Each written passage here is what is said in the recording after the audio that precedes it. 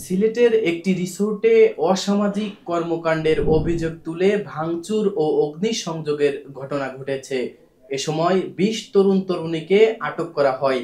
তাদের মধ্যে ৮ জনকে জোর করে কাজী ডেকে বিয়ে দেওয়া হয়েছে। এ ঘটনায় পুলিশ কোনো ব্যবস্থা না নিয়েই মুরব্বিদের হাতে দায়িত্ব দিয়ে ফিরে এসেছেন। স্থানীয়রা জানান, এখানে শুরু থেকেই অসামাজিক কর্মকাণ্ডের অভিযোগ রয়েছে। কেন আইয়া তারা রুমের মধ্যে আইয়া তোমার ৩,০০০ ৩,৫০০ টাকা রুম দিয়ে আইয়া তারা থাকে ১ ঘন্টা ২ ঘন্টা থাকিয়া যার গিয়া কেন তারা ভালো একটা বিজনেস করেছিলাম। বেশ কয়েকটি বিশ্রামের কক্ষ আছে এখানে। স্কুল কলেজের শিক্ষার্থী ও প্রেমিক প্রেমিকারা এসব কক্ষ ভাড়া নিয়ে অসামাজিক কর্মকাণ্ড করে থাকেন। এ সুযোগে পার্ক কর্তৃপক্ষ তাদের কাছ থেকে অতিরিক্ত টাকা আদায় করে। স্থানীয় সূত্রে জানা যায়, গতকাল সকালে রিজেন্ট পার্ক ও রিসোর্টে আগত ১০টি যুগলকে অসামাজিক কর্মকাণ্ডের অভিযোগ তুলে আটক করা হয়। পরে তাদের পরিবারকে বিষয়টি জানানো হয়ে থাকে। যাদের পরিবার দায়িত্ব নিয়েছে তাদের ছেড়ে দেওয়া হয়।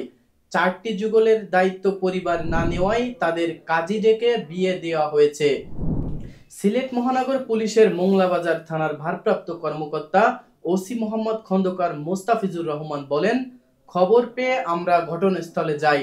পরে এলাকার মুরব্বীরা তাদের অভিভাবকদের খবর দিয়েছে এবং তারা দায়িত্ব নেওয়ায় আমরা চলে আসি। তারা বলছে অভিভাবকরা আসলে তাদের কাছে হস্তান্তর করবে। এরপর আইনি ব্যবস্থা নেওয়ার প্রয়োজন হলে তারা জানাবেন বলেছেন। নিউজ নেটওয়ার্কের সাথে যুক্ত ছিলাম আমি মোহাম্মদ রাফিদুল ইসলাম রাজু। নতুন নতুন খবর পাওয়ার জন্য নিউজ নেটওয়ার্কের সাথেই থাকুন।